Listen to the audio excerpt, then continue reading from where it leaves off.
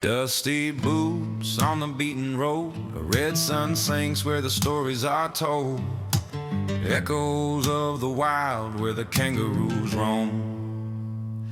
Outback. Hey everybody, what's diggin'? Welcome to Outback Tracks and Trails. I'm your host Andrew. I'm Tony. And I'm Mick. We're your three mates diving into all things camping, travelling and four-wheel driving around this beautiful country we call home, Australia. Today we're going to be chatting about our top 3 destinations, so grab yourself a cold one, settle in, and we're going to get started right now. So welcome boys for our next episode. Michael. Gentlemen. Tony. There you go. We've had a wet start to this week. It's been pouring down as we speak. There's thunder and lightning in the background, and there's been a massive amount of water that's pouring down through the central Australia. Yeah. Queensland, that whole basin that feeds into Lake Eyre is just getting a pounding over this next week. That's what they're forecasting. And I was just looking up some of the stats and listening to some information. And at the moment, I think it's sitting about 1.2 to 1.3 metres deep at the southern basin. And they're predicting it could go as high as 6 metres, which is phenomenal. How long has it been since Lake Eyre South had water in it? It's been a while, I think. It's been a while, yeah. Well, Tony and I drove past it in September and there wasn't much in it at that lake at the south end. And then we got into William Creek and flew over and we saw a lot of the water from that last storm last year. Yeah, but that was all in the north. Yeah. The main lake. Was that from August? Yeah, the August rains. So it's that big catchment out the back of Queensland, that northern Queensland catchment that's just huge. And those river systems just feed into Lake Eyre. It's just incredible. The amount of water, some of the numbers they're talking about is like 500 mil coming down. Of rain. Yeah, it could be a day or a couple of days, but it's half just a metre. Phenomenal. Yeah. Those numbers are just mind-blowing. Imagine if you were to fly over William Creek again right now. Oh, yeah. What did Tony Williams tell us the average rainfall was at Mount Barry? 200 mil a year? 200 mil for the year. 200 mil, yeah. And like they'll be copping it too. So they'll be getting, so those places where we were camping, Tony, that we were going to talk about a bit later, those creek beds, they'll be flowing. And we're looking at it going, can't imagine water here. It's so dry. When was the last time you had a 6 metre fill of that area of Lake In Eyre? 1970s. Wow. But it's been a while. But my son Ryan, as you know, we talked about it last week, his last episode is that he's going to hopefully see the tide flow for the third time because it's just finished flowing a week ago from the last storms they've had, and now they're predicting that it's going to get enough rain again to flow again. He's going to be a local. There you go. What do they say about 3 times? Yep, see it 3 times, become a local. So he's done that pretty quick. We've been up there for just over 2 years. But today, as we mentioned in the intro, we're going to be talking about our top 3 picks of places that we love to go and have a camp around Australia. We'll just randomly kick it off. I'll start with my number 3, which is Sheepyard Flats. Or is that Tunnel Bend? Is that Mick? Yeah, so that was one that you've plucked out, and we headed up there. It's a great little spot, quite a long campsite in that there's a lot of parts to stop along the river. We went to the very end, right on this little corner there where the river. About midway, there are further campsites up, but the Tunnel Bend's a great spot for the high end, what do they call them? Gentlemen of the High Country, where they park their horses in there. They got the horse park. It's the Tunnel Bend that's near Jamison. That's the one I went to. There's one on the Harper River near Harkwa. Yes. So don't go to the wrong Tunnel Bend. And the reason why it's called Tunnel Bend, because they dug a shaft through there to divert the water to Fossick for gold. Way back then, we've been through that shaft, a number of times. Fantastic walk. Back a few years, I've got some video highlights which I'll probably try and put up on this clip for people watching to see some of the shenanigans and that. There. Somewhere up there, down there, we'll be putting it somewhere. But we were just looking at it before, and it's sort of like the kids were jumping, catching the footy in the river, and we're just It was such a nice. It was stinking hot, and that water was so refreshing. God, it was beautiful. It was just a paradise for us just to sit there, and we had the spit roast going, and the kids were having a ball. It was unreal. Also a great place to base yourself to do a bit of four-wheel driving as we went up to Slate Mine. That's right, yes. And we went over the back, and I can't remember the name of that little place over the back. There's another one up for the next episode. Nice spot too, wasn't it? Little hut there or shelter. That's Fry's hut. So Fry's hut is a famous hut where Fry he used to fish off his horse. And he's well known for coming home to the pub, and he'd fall asleep on the horse, and the horse would get its own way back home to his place, take him about 40 minutes to an hour, and he'd fall asleep on his horse. Wow. So there you go. So Tunnel Bend is my number 3 pick. What's on your list, Mick? Number 3 I put down as Merton. Merton. So this is a little sheep station just near Bonnie Doon. And, it's got a sheep shearing quarters on it. Looks like it's from the 1800s. There's some graffiti in there that's been carved into the little rooms you stay in where the sheep shearers would stay, and it has a basic kitchen, has a room for a cook. And from memory, there's 3 other rooms there that have various graffiti and chimneys you can cook little fires in. And we'd take the kids up there, and I think we had about 40 up there at any stage. That was a big group, wasn't it? Yeah. We had a couple of times up there, and one of them was the amazing race with the girls. That's right. And the other one was a bike race with the boys. They'd been playing up till all hours, the boys, and we made them do a bike race around. Yeah, we set up a track, didn't we? We timed them to do this circuit. That was funny. Oh, my God. Wore them out. And they wore himself out in the owner's pool. That's I don't know right. if the owner knew we did that, but he probably would have seen it after 40 kids had jumped in there. And a And dog. then Was there a dog there as well? I can't remember. I know it was famous for an old Cobb and Co. So people would drive their horses, they get to this spot and they change their horses there for Cobb and Co. And the bloke where the little room was, they'd keep meat in it. So it was a natural storeroom, but it was just a little room on the side of a little hill not far from the house, and that's where they'd keep their meat for butchering. So, it's got quite a lot of history about it, this place up at Merton. So what's the connection? How did you come across this place? Because we've been there a few times, because it's private land, isn't it? Private property. Private land.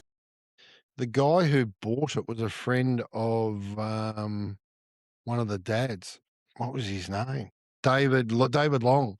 So he's one of David Long's best mates, Chris. And Chris used to, he was a good landscaper, and he'd open up the season for Mount Buller. So he'd get up there and get the gates and get the place prepared landscape-wise. And then he bought this property, and he did a deal, from what I understand, on the day of buying it with another farmer. And that almost paid for what he paid for the property. And so that's going back a long time. So I think he cut off 3/4 of the property, and he kept a quarter. And part of that was the sheep shearing shed, which still gets used back then. Yeah, it's a working farm, working shearers' quarters.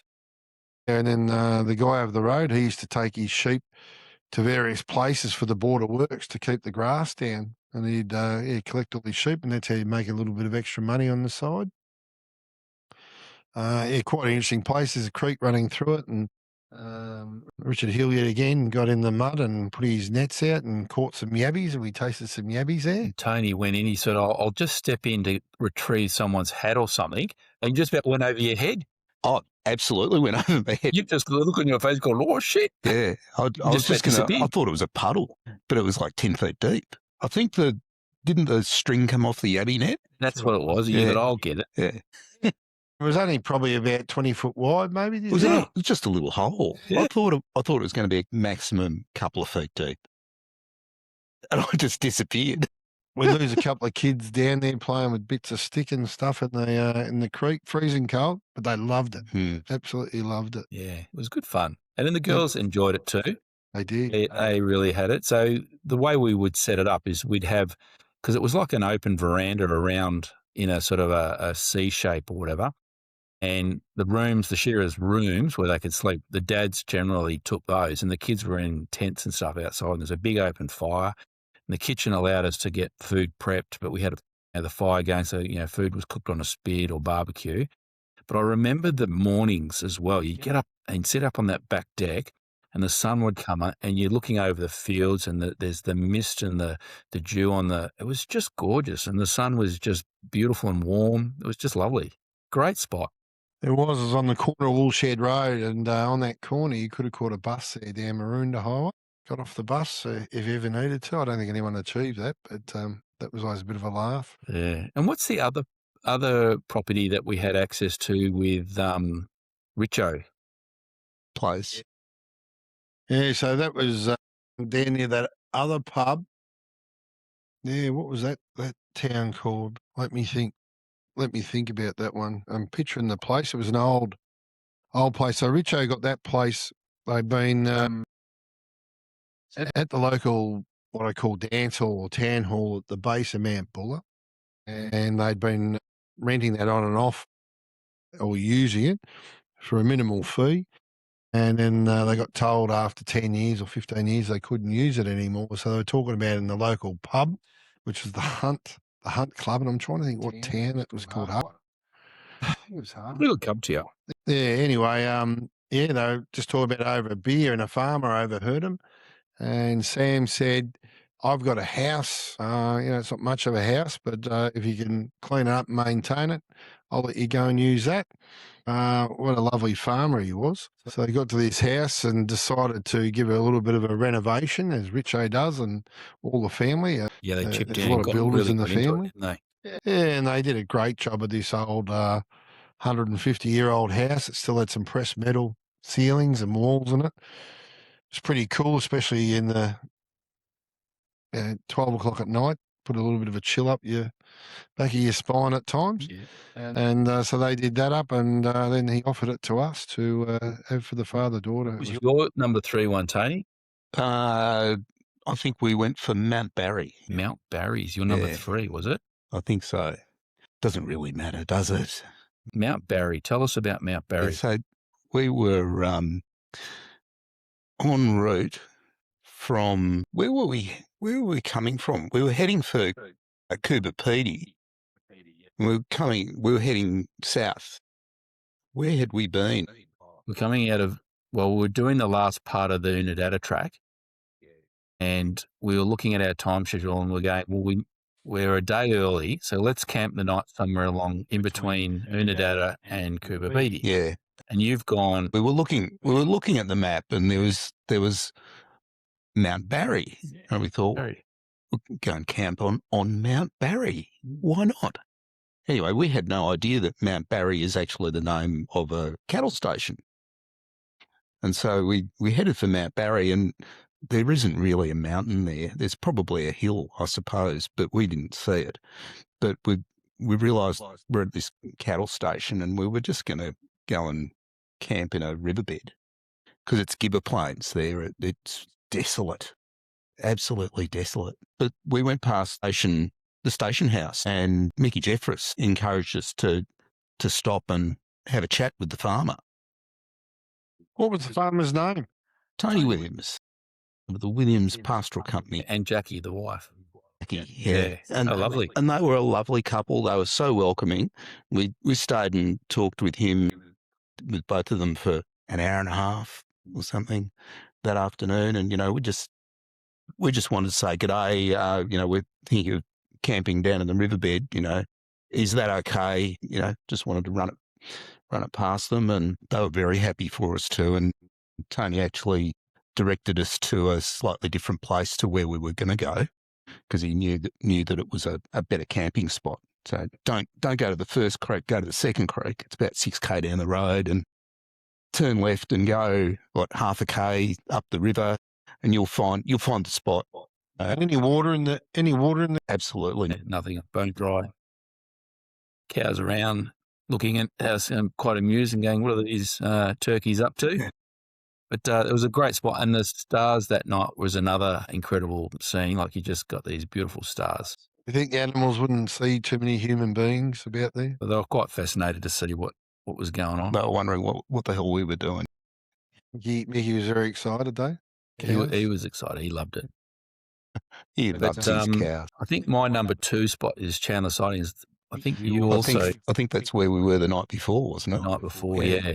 So this was based on your recommendation, Mick. Now, you were banging on about this as a young kid, camping on the rail line, getting woken up in the middle of the night by a train rattling past you, and you just had fond memories of this horrendous noise of this train going down the line, and you said you should try and do it. So we were. Was it the gun or was it the GAN? Yeah, which was it? The GAN. But we did it. We found this spot called Chandler Siding, which is about 1 kilometre off the Stuart Highway, and it's just this abandoned rail sidings that is used to be able to turn trains or locomotives around, and there is a slip siding as well. So if a trains need to pass, they can slip in the side and pass each other on the single thing. But we were hoping to sort of see it in the morning go past, but in the middle of the night, about 4 a.m., the southbound train came through, but we didn't know. It wasn't on the schedule. No, we were surprised. And it said, "Hey, I've seen these guys because the spotlight's huge. It just would have lit. He's gone. Look at these guys. They're sitting here. I'll wake them up." And he's leant on his horn the whole way past. God, I sat up straight away. I said words. Hell, where am I? What is going on? Oh my God! Frightened the you crap sort of out your of me. senses, and you come to it. You go, "Oh right, it's just the train going past," and you just end up watching this train go whizzing past, and it was gone within 3 minutes because it's pretty long. It's like a kilometre long, the train. So long, yeah. It is, yeah. We did it at Lake Hart way back then in 85. And it's a fond memory. So I'm so glad you did it. Yeah, it was. And to see that bright light, the light is just incredible how far it penetrates into the night. It was amazing. I remember that. But that whole sighting, we had the place to ourselves. It wasn't like a campsite. You could camp there. There's nothing to stop you. And it was recommended by the people doing it. And I think if you do Google it, you'll find our photos on Google Maps of our photos that I took there. But the night sky was unbelievable. Like again, the sunset there? Yeah, the sunset was incredible. But we had pretty much unobstructed 360-degree view. No trees, just shrubs and a beautiful open sky. And it was... Was there any power or water there? Nothing. It was a stack of old rail lines and sleepers and things. Yeah, sleepers and bits of rail line and the things that they hold the rail line down with, piles of them. And any huts? No. No foundations or anything like that. Could have seen from yesteryear. No, there was a tower thing. Yeah, what there was a that? tower. Oh, water tower? Been rusted away, mate? No, there was a box that had siding signs in there, like go slow and all that sort of stuff, that wasn't ancient. Like it wasn't like 100 years old. That was more from probably the 70s and 80s and 90s that they probably still use them on occasion. But that wasn't locked or anything. We sort of poked our head into that. Wasn't like a communications tower or a Morse? No, I can't remember. I'd have to look it up, but no. Yeah. But like I said, it's almost abandoned, but like it looked like it hadn't had any activity in years. Yeah. But it was interesting. It was totally fascinating to go and stay there. So different to anything you'd want to camp at normally. It was right on the, we were walking up and down the tracks and checking them out. It seemed I felt like we were having sort of a really privileged experience, being able to stop there and there was just no one there, nothing. And being an hour off the highway, then that just cuts out. It wasn't an hour, not about an a hour. kilometre. About a kilometre. So you could just see the trucks moving along in the distance. Couldn't hear them much. So that gives us It was pretty quiet out there, yeah. So pretty isolated. But I think that's what it is. It's one of those camps less travelled by people, and highly recommended if you're coming down the Stuart and you want an experience, just pop in there and set yourself up. It's a great little spot. It's on the map, so it's not hard to find. Yeah, it's easily found. What's your next one, anyway? Who's next? I'll go. I had Rawnsley Park Station, a little bit different. It's quite a large station. Up in Flinders Ranges? Up in Flinders Ranges in South Australia. It's got an airfield on it. It's got a variable amount of accommodation from cabins to no power to powered sites. And they had I think they might add some tents there too. But Yeah, really big, large station. And the good thing is that I saw a lot of walkers there, so they'd park there and walk up the various stages, the mountains around. It's also a good place to plant yourself and get to various gorges. We had a dog, so we needed to get to a station that was dog friendly. They can actually look after your dog overnight there or for the day, which is quite good of them for a fee. So they run accommodation there. Is it like camping and caravans and Camping caravans? Oh no, they do have a motel and apartments Oh, there yeah. because they had a restaurant there too, but it was very spread apart. So to get to get the accommodation like camping, that was very different from where the motel and the restaurant was, but it was still spread over a large area. So I didn't spend a lot of time at the motel, and the restaurant was only open for certain hours. On your recommendation, Andrew, we did the 4-wheel drive trip there and paid some money, and they gave you a key. And then I think it took us about 4 or 5 hours to go around this 4-wheel drive track at your own pace, which was really nice and felt good. It was also at the base of the Flinders Ranges, so you can go up and see various gorges. Wilpena Pound's not too far away, and use that as a good basis to get to and fro over the next 2 or 3 days that we stayed there. We went up as high as Blimman and then back to the station. I probably wouldn't go much higher than that. We saw some great Aboriginal paintings there, and just the roughness of the surrounds and the beauty and the red rock that then reflects the in the colours. sunlight and in the sunsets and the sunrise. Just purely amazing. the Flinders Ranges in general is quite incredible. It is. Yeah. I think it's one we need to get back to, Tony. We've discussed that. We have mentioned it on occasion. We need to go as a group. I think it's one of those places with full driving that you can really have. Look, realistically, from here in Melbourne, it's to launch into that. It's a day's drive to get into South Australia, and then the next drive you're into the Flinders Ranges. So you're arriving at your site in less than 2 days, day and a half's drive sort of thing, and then you could spend a week there or 2 weeks, but realistically, a week there and then come back by the Murray or something like that. It'd be unreal. I think we got up to Renmark and then got to Craddock, where you guys said you stayed Craddock at the Hotel, pub. yeah, which we Just saw after that's Yelta, which we saw was flooded this week as well. and Yelta's the turn-off. So you just go after that. Yelta's the turn-off to get to Arkaroola, and you go up to there, or you could then go left and come back into Rawnsley Park Station or thereabouts. I wasn't game to do that with the big rig on the back, but I'd definitely do that if we were just purely in the 4-wheel drive for sure with you blokes. Yeah. It's on the list, as they say. What have you got on your list? Speaking of list, Tony, what's next? Castlemaine. What a gem. Yeah. Place. We had so much fun there, didn't we? We did. I feel like it's sort of cheating a little bit because it's a town. It's quite a big town. But we went camping in Castlemaine. Yeah. We went to the Big Four. Yep. Got some sites right on the outskirts of the caravan park, which was really nice. So we were quite isolated. It was a really nice spot to camp, and we were gate where we could walk over into that parkland that Botanical garden bordered on the botanical gardens. So we could walk through this bush and then down into the botanical gardens and walk around the botanical gardens and end up out over at the mill. How much fun did we have over at the mill? That was a surprise. I can't believe how good that was. And again, well, you knew about it. You'd been there before, Mick. pizza. No, Mickey knew about it. Sid knew about it as well. He'd So been it's talking well about it. known. The mill is such a great tourist setup, and we just fell in love with it.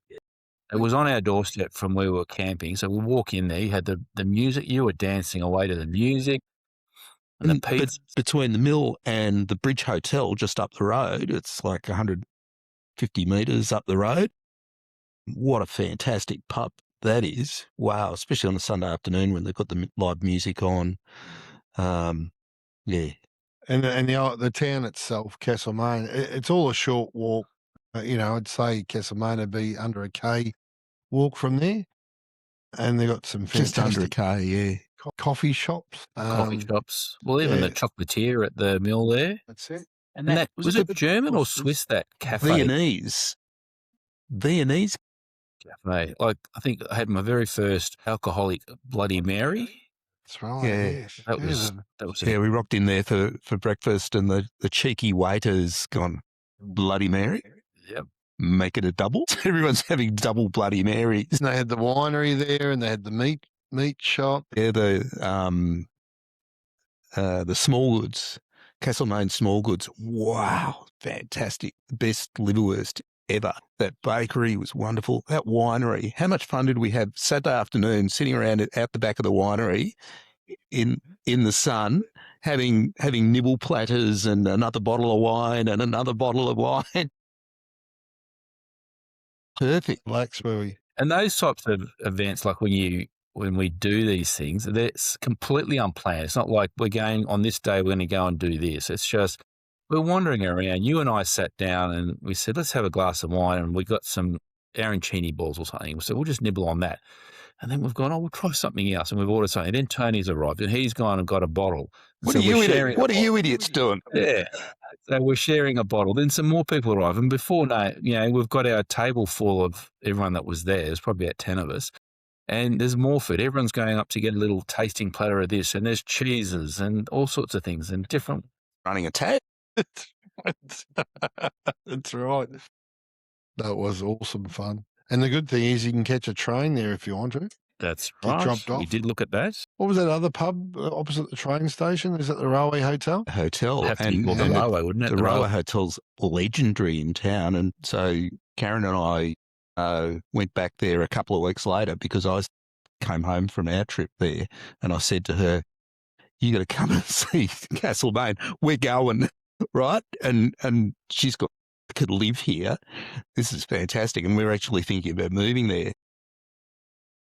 But, we went back another time, and someone told us about the meals at the Railway Hotel. Yes. It was actually the guy that owns the Viennese Cafe at the mill. He told us about the Railway Hotel. Definitely go there for a meal. Oh, my God. He was so right. It was incredible. And then we went to the Five Flags Hotel. Yeah. And then there was that beautiful butcher just near the Five Flags that we went to too. Yeah, so that's just slightly south of Castlemaine. What's it? Cooper's Creek, is it called? Yeah, yeah. And they had the old theatre there, the old theatre from the 1800s. Yeah, and such a lot of history due to gold being found there. And the brewery at the mill, which is called and get up and have a sing and a dance. Tap room. The tap room, that's what it was. Yeah. Which is fantastic. And they've moved premises. They're still in the mill, but they've gone to a bigger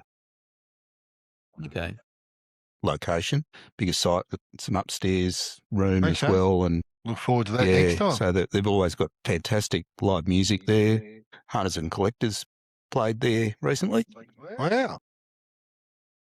Yeah, we're up to you, Andrew. Right. Number 3 or number 1? Number 1. Look, my number 1, and I think Tony will agree with me, was pretty stunning. It was the Painted Desert, just out of Unadilla. It's something we'd researched a bit about, Tony and I, and we looked at it, and it was one of those places, it's very hard to find any information about it. It's funny, isn't it? It's well known, but it's actually difficult to find exactly where it is on a map. Yeah, how to get to it, what track to get, because the road's just, it's not a road, it's a track that's a track of a track. And you stay at Akaringa, and it's about a 10-minute drive to the viewing spot of the Painted Desert. And I know we were driving down this road, and I'm getting chatter on the radio from you going, are we on the right road? Are we getting anywhere? And I'm getting nervous because I'm going, we've headed down. We're like an hour into this track. And I'm going, oh, God, I hope this is all it's cracked up to be, because otherwise I'm going to be letting the boys down. Because there was no sign of anything spectacular. It was pretty bland scenery as we're driving along this track. And from the photos that we'd seen on the internet, we were expecting this magnificent, scape. But it didn't let us down. It turned around the corner and going, hang on, I think we're here. And there was this little homemade sign or somebody had made out of a bit of cast iron or something. He said, view, look out with an arrow, and there's this little ramp that you drive up this plateau. Funniest setup, wasn't it? Yeah. It's not a tourist thing. Like, there's not a government tourist signs or anything like that. It's just all done by the station owners. And you just stop on this knob of a hill and just overlook. Yeah. You could probably fit 6 cars up there. At a stretch, yeah. And we set ourselves up there for the afternoon. We got there about 3:00, and we had a couple of drinks and a cheese platter and we just soaked up the scenery for about an hour. Yeah.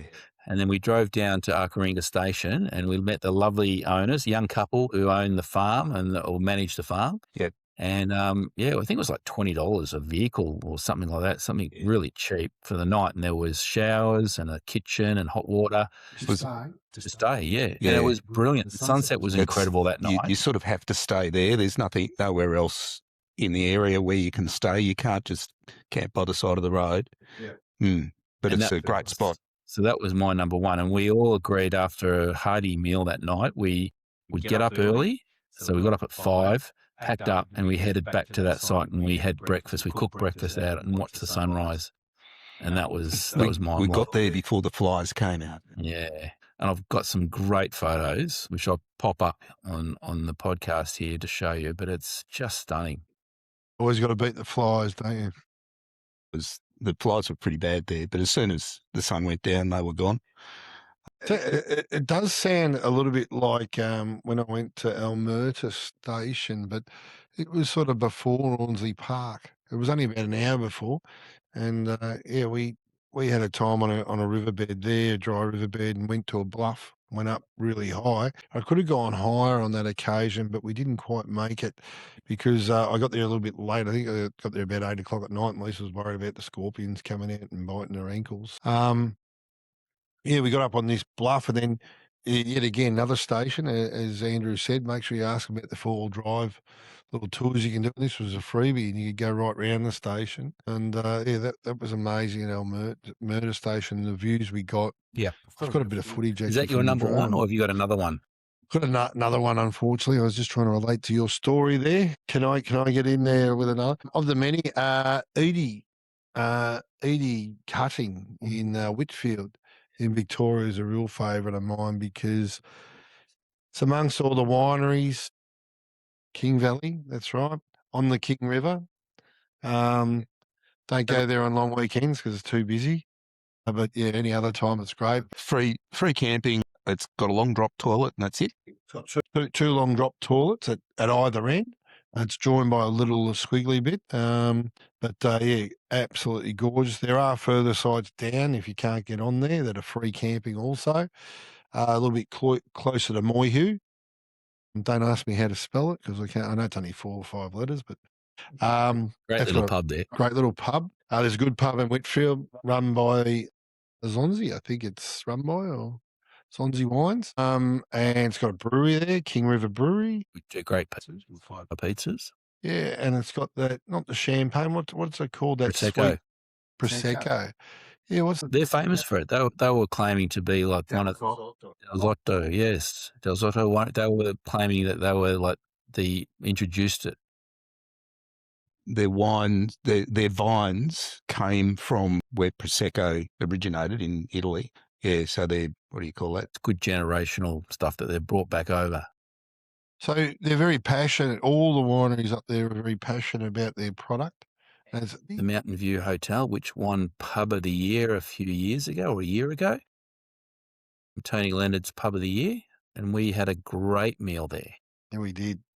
Fantastic meal there. And then you got Paradise Falls as far as going on tour to places, and never ceases to amaze me. I've been there many times, Paradise Falls, and it always changes. There's always either more water falling, less water. You can always have a shower underneath it. It's a real natural beauty that everyone should visit. And I recently went to Lake Hovel Weir or Dam. That is just pristine up there. I wish we could camp there, but there's no camping up there. I think there's camping up higher, actually, I've found out. And then you got the famous lookout that we've been to. Is that Captain Thunderbolt? No, it's what's his name? The lookout up higher. Powers. How was Lookout? He was, because you had a good story about him too, didn't you? We did. He used to go up there and hide out from people chasing him, which was usually the local police. And yeah, amazing. If you can go out there, all structured sort of place, can be a little bit tricky. So make sure you got your mountain climbing boots on, but they have got ladders and whatnot to get up there, properly made ladders. And it's just a magnificent view. If you've got the fitness to do it, I'd strongly. That's Tony.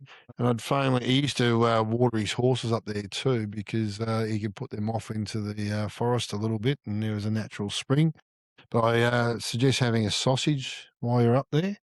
And if you're travelling up there from Whitfield up to Powers Lookout, there's a little fridge there that has freshly picked blueberries in it.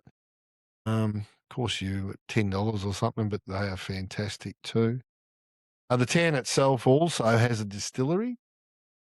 And it has a little shop with cheeses, not many cheeses, but a few little cheeses in And there. terrines and Terrines, yeah. Is that the Miller cheese factory? Is that? No. So Miller was down the road, but yeah, definitely Miller. It's very close to Miller. What, be about 40 minutes? Even closer than that. Closer than that. And then you got Brown Brothers. Yeah, Brown Brothers there, and you got your famous place you take us, The King River Cafe in Oxley. Oxley. That's There it. you go. Oxley. I couldn't think of the name of that little town. Great little spot there. Oh, beautiful. Everyone remember that winery at that T intersection that had the big Sam Miranda. Sam Miranda. Yeah. What a great winery that is. That's got lots of little tidbits you can try there, little entrees. Fun. Yeah. It was funny, we walked in there. It must have been on the weekend, must have been Sunday afternoon, I think. And the place was jumping, wasn't it? It was chock-a-block full of these big tables of people all dressed up in their Sunday best and stuff. We've walked into a wedding or something, like, what's going on? But it wasn't. It was just a number of large parties at time, and the place was going off. No, it was fantastic. Great destination place, though. Yeah. I think you've nailed it. It ticks a lot of boxes, Edo cutting. So you're free camping, you're enjoying life, and then you can go in it to the extreme of having some great food and wines. For so much. The brewery in Whitfield. Yeah. Be careful if you go to the toilet there. Tony blew it up one year. Certainly did. Yeah, just a lot of people passionate about their businesses. And if it's Zonti's that took over or Del Zotti's that took over the pub. Pizzini. Pizzini. So they're a winery, Alfred Pizzini and his family. Yes. Been there for decades, yeah. So they took over the pub because they knew if they lost the pub, they'd lose a lot more trade. So yeah, that's why their food's so magnificent. Yeah, that was a good feed there, wasn't it? And they actually do a cooking school at Pizzini's. Oh, yeah. Yeah, so maybe I could get you blokes up there for a cooking course. Maybe. What's your number one, Tony? I think you're the last one.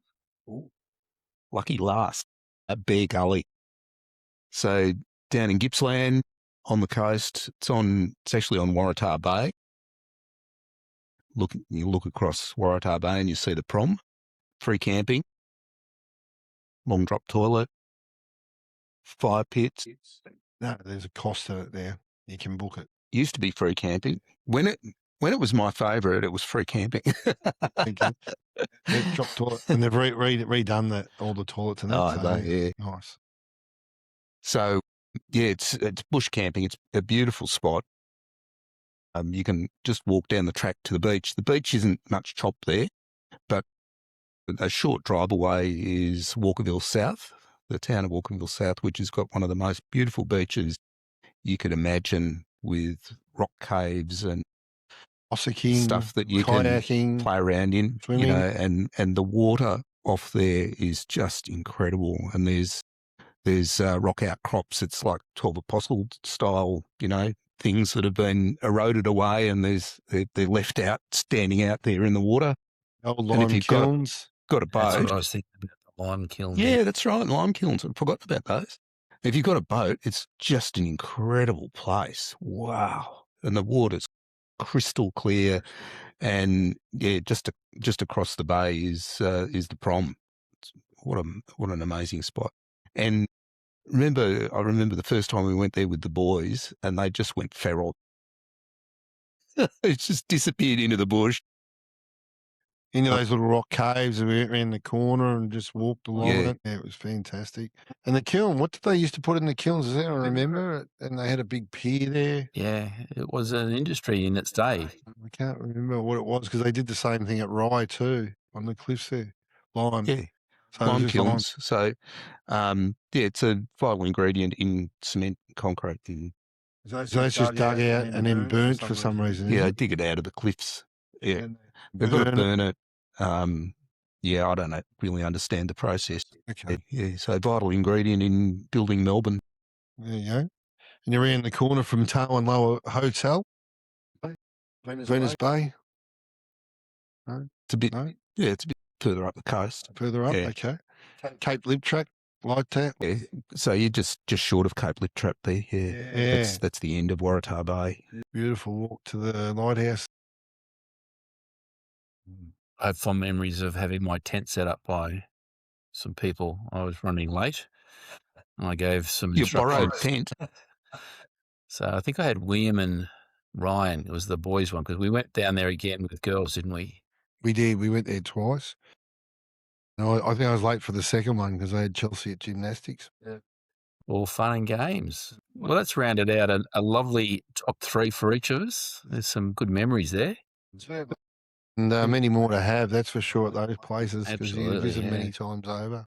No, it's been great, and I must admit, a bit of a shout out to a mate of ours or mine is Ross, who's he's the one that got me fired up about doing these podcasts because he's doing one down at Kernot for the local community down there, and I love it tuning in every week when he and Ross and Dave do a podcast, which is just fascinating to listen to the locals. He gets all these local people in just to talk about the history and how they grew up and back in the day when the schools and there was no roads and there was tracks, and it's fascinating to listen to. It's a great little podcast. I'll put a link down in to get to it, but it's We put a link to the Kerno Cafe too. It's A few the people old down cafe there. down there. It's a great little spot, and that's what it's all centered around, about that community hub down there. So great little spot to talk about. But I think we'll end it at that. And thanks again, boys, for coming along today. It's been great chatting, and we'll catch up on the next one. Thank you, Andrew. Thank you, Chat. Tony. Thanks, boys. Yeah. Thanks, guys. See you next time, guys. See ya. Bye.